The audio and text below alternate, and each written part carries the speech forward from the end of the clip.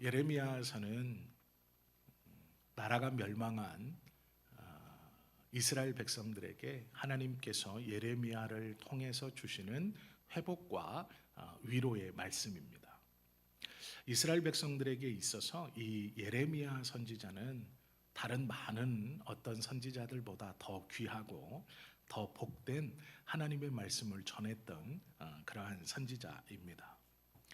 예레미야는 유다 요시야 왕 때 선지자로서 활동을 시작해서 자신이 선지자로 있는 동안 이스라엘이 바벨론에 철저하게 망하고 또 패망해서 나라 자체가 완전히 사라지고 바벨론의 포로 그리고 모든 것이 다 불타 함락되어서 아무것도 남아있지 않은 시기까지 그리고 그 다음 시대까지 선지자의 역할을 감당했던 그런 사람입니다.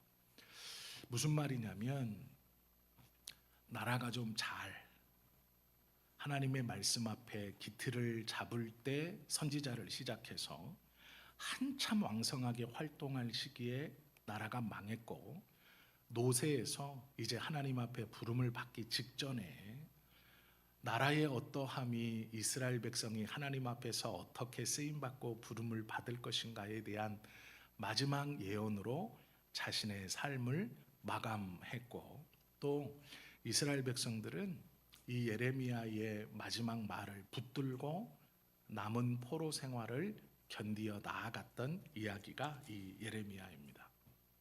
성경의 기록에 보면 바벨론에 끌려갔던 사람들이 3,000명 정도 되었습니다. 제일 먼저 바벨론은 이스라엘을 다 패퇴시키고 정복하고 나서 이스라엘의 왕과 귀족들 또 관리들 종교 지도자들 백성의 리더들을 약 3,000명을 끌고 갔습니다. 그러면서 바벨론으로 압송해서 때로는 숙청하기도 하고 또 다른 인원은 친바벨론의 교육을 시키고 또 그 중에 인재들은 바벨론의 관리들로 사용하기도 했습니다. 이 시대에 하나님이 예레미야를 통해서 주신 말씀입니다. 오늘 이 말씀이.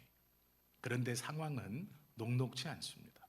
왜 그러냐면 바벨론에 망하면서 이스라엘은 우리가 잘못했다.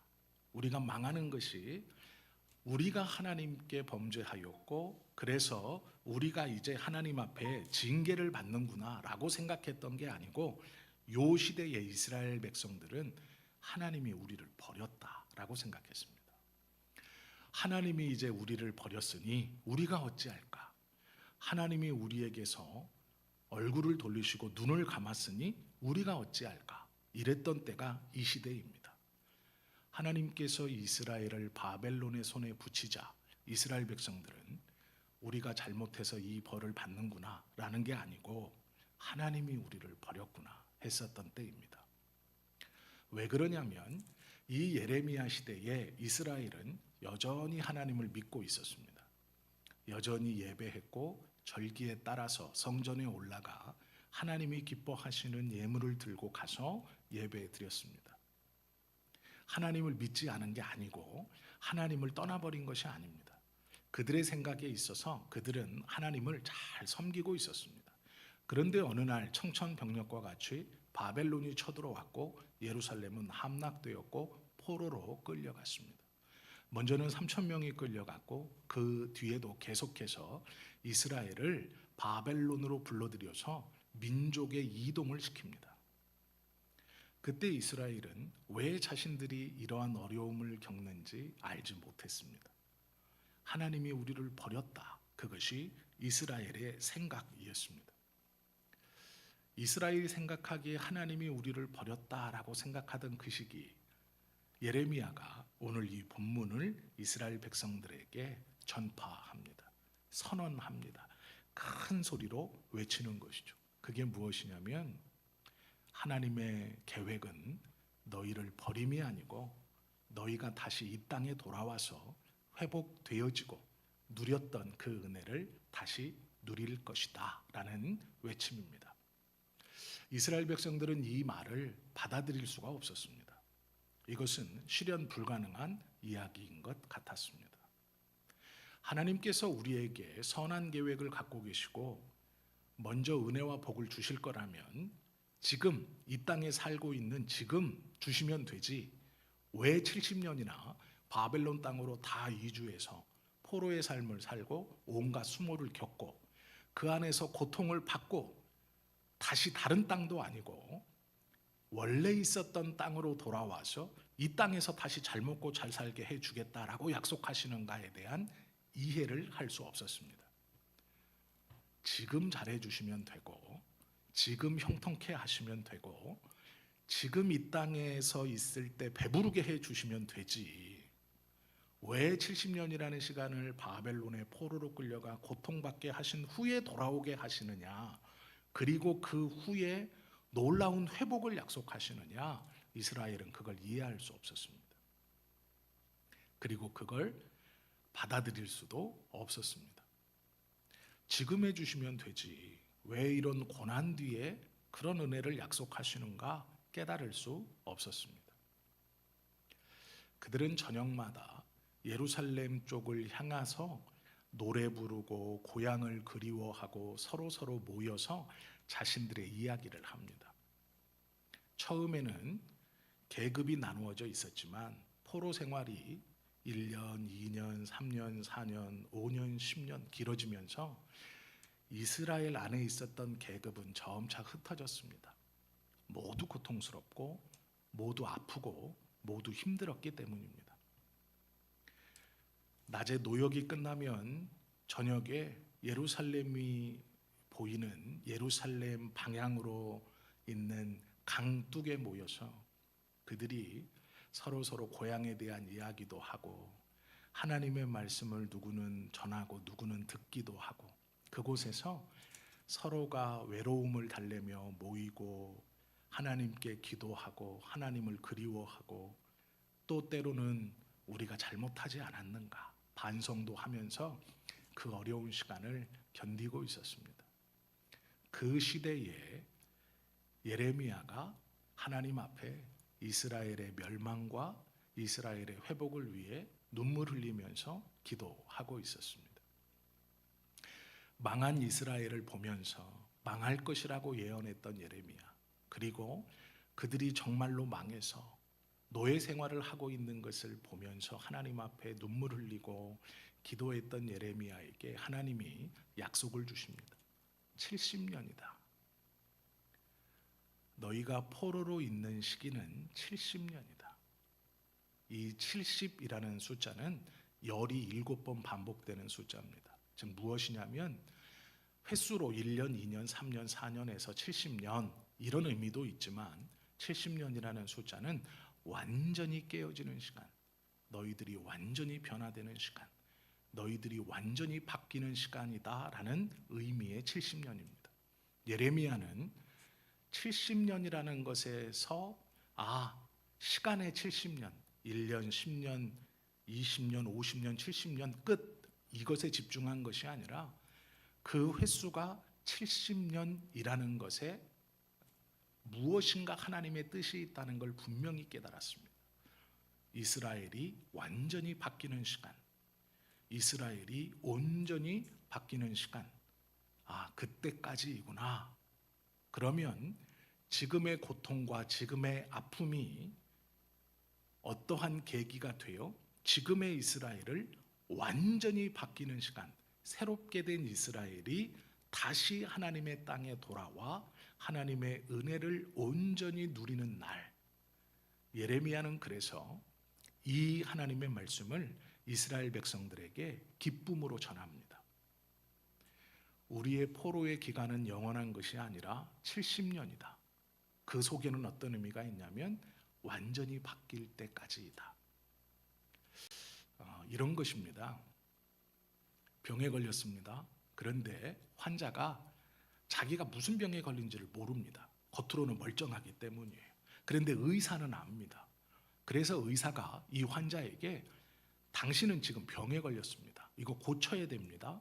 라고 얘기를 했는데 이 환자가 겉모양도 멀쩡하고 생활하는데 문제 없고 내가 그냥 하던 대로 살아도 될 것 같은데요. 전혀 나는 문제가 없습니다. 라고 얘기했어요. 그런데 그때 의사가 예, 그러면 그렇게 하십시오. 사시고 싶은 대로 사셔도 아무런 문제 없습니다. 이러면 환자는 진짜 큰일 난 겁니다. 의사가 치료를 포기하고 예, 알겠습니다. 그러면 그 환자의 의중을 그대로 인정해서 예, 그럼 그렇게 사십시오라고 하면 환자 입장에선 정말 큰일 난 겁니다. 그건 잘 된 게 아니에요. 그런데 반대로 환자는 괜찮다고 했는데 의사가 안 괜찮습니다. 치료를 시작하셔야 됩니다. 이 약을 드셔야 하고 저 음식은 먹지 말아야 하고 이 운동을 하셔야 하고 저 일은 하지 않으셔야 됩니다. 라고 계속해서 환자를 살리려고 노력한다고 생각해 보십시오. 환자에게는 그 약 먹는 게 나를 억지로 환자로 만드는 것 같아 싫은 일입니다. 치료받는 것이 고통스럽습니다. 아무런 증상을 느끼지 못하고 아무런 불편함이 없는데 자꾸 아프다고 합니다. 그리고 고쳐야 된다고 하고 억지로 약을 먹이고 억지로 치료를 합니다. 그런데 오히려 그 약 먹는 게 고통스럽고 그 치료가 힘이 듭니다. 그런데 환자의 입장에서는 의사가 이렇게 고치려고 하는 것이 오히려 은혜이고 잘된 일이죠. 마음대로 하십시오 포기한 의사의 상황이 환자의 입장에서는 편할지 모르지만 그건 아무런 소망이나 아무런 희망이 없는 상태입니다. 그런데 의사가 그 환자를 고치려고 한다면 그것은 환자의 입장에서는 고통스러울지 모르나 정작 그 환자에게 꼭 필요한 일이고 그것은 환자에게 희망을 주는 일이고 환자에게 소망을 품게 하는 일입니다. 결국 그 병을 고친다면 환자는 자기도 모르게 건강한 몸을 갖게 되는 것이죠. 이스라엘 백성들이 똑같습니다. 하나님이 보기에 이스라엘은 병들었습니다. 믿음을 잃어버렸습니다. 겉으로는 예배하고 겉으로는 성전에 나와 있지만 그들은 그들의 생각과 그들의 뜻을 이루기 위해서 하나님을 이방신처럼 여기고 있습니다. 내가 이 땅에서 잘 먹고 잘 살고 평안하기 위해 하나님의 이름을 액세서리처럼 끌어들여서 나의 삶을 빛나게 하는 하나님입니다. 하나님이 이방신들과 우상들과 다른 하나의 이유는 그런 이스라엘의 소원을 들어주지 않는다는 것입니다. 나는 멀쩡한데요. 나는 괜찮은데요. 치료가 필요 없는데요. 그러면 이방신은 예, 알겠습니다. 본인이 필요하다고 느끼면 오세요. 이렇게 말하는 게 우상이에요. 하나님은 저는 괜찮습니다. 아니, 안 괜찮아. 저는 만족합니다. 아니, 만족하면 안 돼. 저는 아프지 않은데요. 아니, 아파. 라고 치료를 하시는 의사와 같습니다. 그래서 우상과는 다릅니다. 하나님은 이스라엘 백성들에게 꼭 있어야 할 것이 무엇인지를 알고 계시고 지금 꼭 해야 할 처방이 무엇인지를 알고 그것을 처방하시는 분입니다. 당신의 백성들의 유익을 위해서 그리하시는 분이십니다. 예레미야를 통해서 이 회복의 말씀을 주실 때 한 가지 우리가 꼭 기억해야 하는 것은 그 수많은 이스라엘 백성 중에 하나님의 말씀을 깨달았던 한 사람 예레미야는 하나님 앞에 이스라엘을 놓고 기도했던 사람이었다라는 것입니다. 우리가 먼저 기억해야 할 것은 하나님 앞에 기도하는 백성은 하나님의 뜻을 깨달을 수 있구나. 내가 어떠한 순간 겉으로 보기에는 멀쩡하든지 겉으로 보기에는 병들었든지 겉으로 보기에는 괜찮든지 겉으로 보기엔 이상하든 그거 상관없이 모든 순간순간 하나님 앞에 기도한다면 하나님의 뜻을 깨달을 수 있는 자가 된다는 것이 먼저입니다. 예레미야는 이스라엘을 놓고 하나님 앞에 기도했던 사람입니다. 그러기에 하나님의 뜻을 깨달았어요. 그리고 그 뜻을 깨달은 예레미야가 이스라엘 백성들에게 하나님의 말씀을 선언하는데 여호와의 말이니라 하면서 선언하는 말씀이 하나님의 약속인데 두 가지입니다. 내가 너희의 부르짖음을 듣고 내가 너희를 만나 주겠다라는 것입니다. 너희의 부르짖음을 듣고 너희를 만나 주겠다. 이것이 두 가지의 약속인데, 이 들어주겠다, 만나 주겠다의 약속 앞에 조건이 있습니다. 그것이 무엇이냐면 너희가 내게 부르짖으며 라는 것이 조건이에요. 즉 기도하는 것이 조건입니다. 기도하는 자를 들으시고 기도하는 자를 만나주겠다라는 거예요. 예레미야는 하나님 앞에 이스라엘을 놓고 기도했던 사람입니다. 그러기에 예레미야의 기도를 들으시고 하나님이 응답하셨고 예레미야를 만나주셨죠. 그리고 예레미야에게 이스라엘을 만나주고 들어주겠다 하고 약속하신 그 약속의 첫 번째 조건이 기도하는 자, 부르짖는 자입니다. 우리가 우리의 삶을 살면서 어떻게 하나님 앞에 나아가야 하는지가 분명하죠. 그런데 그 앞에 하나가 더 있습니다. 11절 말씀이에요. 여호와의 말씀이니라 너희를 향한 나의 생각을 내가 아나니. 하나님께서 하나님의 생각이 무엇인가를 정해줍니다. 너희를 향한 나의 생각을 너희가 아는 게 아니라 너희는 모르는데 나는 안다 라고 말씀하십니다. 그것이 무엇이냐면 평안이요 재앙이 아니니라. 너희에게 미래와 희망을 주는 것이니라 말씀합니다. 하나님이 부르짖는 자의 기도를 들으시고 부르짖는 자를 만나주시는 이유가 11절입니다. 하나님은 우리에게 평안을 주시기로 생각하시고 또 미래에 희망을 주는 것으로 생각하십니다. 이미 하나님은 마음을 먹었어요. 하나님의 백성들에게 내가 너희를 만나 희망을 줄 것이다. 내가 너희의 미래에 희망과 소망을 줄 것이다 라고 마음을 먹었다고 선언하세요. 너희의 생각을 내가 안다. 나는 너희에게 평안을 줄 것이다. 그리고 미래에 희망을 줄 것이다. 그러니 너희는 기도해라. 내가 너희를 만나고 너희의 기도를 들어줄 것이다. 이것이 나의 말이다. 이걸 기도하는 예레미야가 깨닫습니다. 그리고 이스라엘 백성들에게 그대로 전해줍니다. 힘들고 어려울 때 모든 이들이 야복나루에 서서, 아니 이 그발 강가에 앉아서 예루살렘을 향하여 때로는 하나님을 원망하고 때로는 하나님께 한탄하고 또 어떤 이는 기도하고 또 어떤 이는 노래를 부르며 그 자신의 고향 땅을 그리워하는 그 시간, 예레미야는 하나님 앞에 기도하면서 하나님의 마음을 깨닫습니다.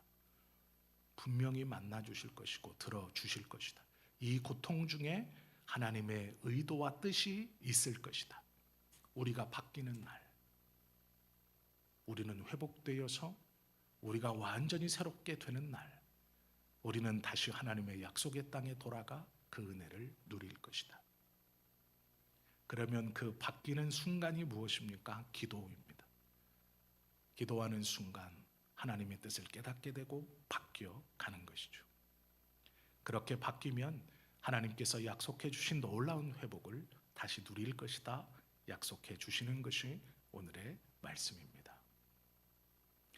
예레미야는 기도하면서 깨닫고 배우고 확신합니다. 또 그것을 이스라엘에게 확실히 전달해 줍니다. 여호와의 말씀이니라 한치의 흐트러짐도 없죠. 우리가 하나님 앞에 기도해야 하는 이유가 그것입니다. 하나님은 우리에게 평안을 주시기로, 미래의 희망을 주시기로 마음먹고 우리가 기도하여 하나님의 뜻을 깨닫기를 원하고 계신다라는 것입니다. 성령을 향해 거룩하다라고 하죠. 거룩하다라는 뜻은 부정한 것과 구별된다 이런 뜻이 아닙니다. 거룩하다의 원뜻, 이 홀리의 원뜻은 제일 먼저는 구별됨이 있다라는 뜻인데 이 거룩하다의 원뜻은 다르다라는 뜻입니다. 다르다. 무엇과 다르다. 그래서 이 거룩은 상대적인 개념입니다. 이스라엘 백성들을 보고 너희는 거룩할지어다 라고 말할 때의 그 거룩은 상대적인 개념이에요. 일반 백성, 많은 사람들과는 다르다라는 뜻입니다. 그런데 본질이 다르다라는 뜻이에요. 일반 백성과 이스라엘, 하나님의 백성이 살아갑니다. 그런데 하나님께서 이스라엘 백성들에게 너희가 거룩할지어다 라고 말씀하세요. 명령하세요. 그런데 그 명령이 어떤 말이냐면 너희는 이들과 근본이 다르다라는 선언이에요. 근본이 다를지어다, 구별되었다, 거룩하다, 근본이 다르다라는 뜻이에요. 그러면서 하나님이 뭐라고 말씀하시냐면 내가 거룩하니 라고 말씀하세요. 내가 세상의 모든 것과 근본이 다르니 너희도 저들과 근본이 달라야 한다라고 말씀하시는 것이 거룩하다라는 의미예요. 이스라엘 백성들을 바벨론 포로에 집어넣어 70년을 그 포로 생활을 하시게 하시는 이유는 거룩하게 하시기 위해서예요. 구별되게 하시기 위해서고 근본이 다르게 하시기 위해서예요. 우리의 삶에서 우리가 하나님 앞에 기도한다는 것은 세상의 사람들과 근본이 다르다는 첫 번째 표입니다. 우상을 쫓지 않고 하나님을 액세서리가 아니라 나의 성공과 나의 삶을 빛나게 해주는 어떠한 것이 아니라 하나님을 하나님으로 붙든다는 것은 근본이 다른 거예요. 구별됨입니다. 이건 단순히 일반 백성과 하나님의 백성을 나눈다 이런 뜻이 아니고 근본이 달라요. 그 깊이가 다르고 그 만들어짐이 다른 거예요. 근본이 완전히 다른 거예요. 하나님께서 이스라엘에게 원하시는 것은 이 거룩함입니다. 하나님께서 당신에 대해서 내가 거룩하니라고 말씀하시는 그 거룩은 나는 세상의 어떠한 것과도 근본이 다르다. 그러니 너희도 세상의 사람들과 근본이 달라야 한다라는 거예요. 그러면 그 근본이 다른 첫 번째 보여짐이 무엇인가? 하나님 앞에 기도한다라는 거예요. 우리가 세상의 사람과 다르다는 첫 번째 우리가 세상을 향해 나는 너희와 다르다라고 말할 수 있는 첫 번째 표는 윤리적으로 살고 정직하게 살고 도덕적으로 살고가 아니에요.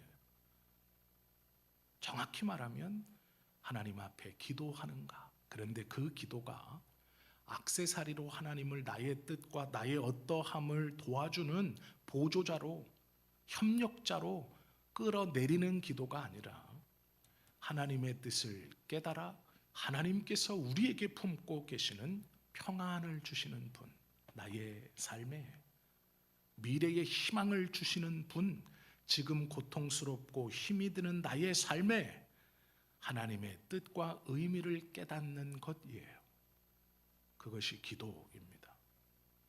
하나님 앞에 기도함은 세상 사람들과의 구분의 표이며 우리가 하나님의 확신, 하나님의 마음먹으심을 깨달을 수 있는 유일한 방법이에요.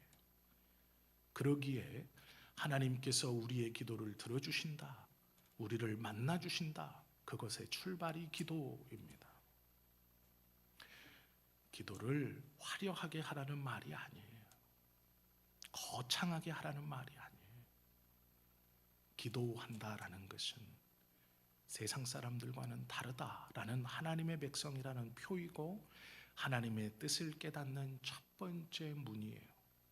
그렇기 때문에 우리는 때를 얻든지 못 얻든지 어느 곳에 있든지 무엇을 하든지 무시로 하나님께 기도하고 그것은 구별된 백성으로 살아가는 것이라는 것입니다. 하나님께서 우리에게 거룩하라라고 말씀하신 그 거룩은 구별되어지며 근본이 달라져야 한다라고 말씀합니다. 세상의 사람들은 나름대로 신을 찾아요. 왜요?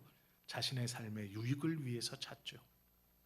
하나님의 백성이 하나님을 찾는 것은 자신의 삶의 유익이 아니에요. 하나님의 뜻을 깨닫고 이루고자 함이에요. 그럴 때 그 뒤에 소위 세상에서 말하는 것은 하나님께서 우리에게 약속해 주신 부수적인 약속이에요. 뭐가 더 중요한지를 깨닫는 것이 우리에겐 더 앞서 있어야 한다라는 것이죠. 예레미야를 통해 하나님은 이스라엘 백성들이 기도하기를 원하세요. 구별되기를 원하세요. 거룩해지기를 원하세요. 우리도 마찬가지. 하나님께서 오늘 이 시간 우리에게 원하는 것은 다른 것이 아니에요. 우리가 세상의 사람 같지 않고 하나님의 백성답게 하나님 앞에 기도하는 거예요. 그 기도하는 것이 무엇인지 알고 기도하는 거예요. 하나님께서 나에게 약속해 주신 평안, 미래의 희망, 하나님의 뜻, 거룩하게 구별된 백성, 그 표로 세상 앞에 증거하는 기도, 그리고 하나님의 뜻을 깨닫고 완전히 변화되어 하나님의 은혜를 누리는 출발의 기도, 그 기도가 우리의 삶에서 온전히 드러나기를, 이것이 바른 기도의 모습이고 바른 기도입니다. 그 기도를 하라고 우리를 불러주셨고 세상 가운데 살아가게 하시며 증거케 하시는 거예요.